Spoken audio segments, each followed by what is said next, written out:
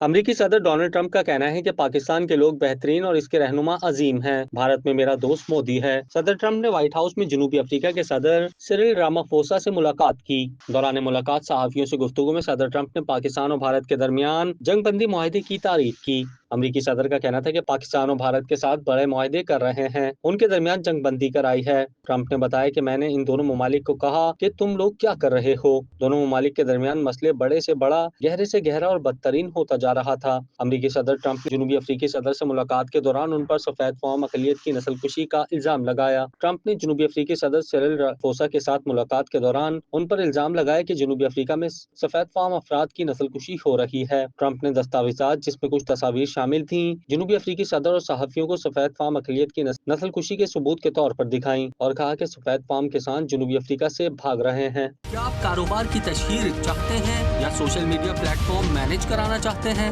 تو دیر کیسی، ابھی رابطہ کریں اونلی نیوز کی ٹیم سے۔ ہمارا کانٹیکٹ نمبر آپ کی اسکرین پر ہے۔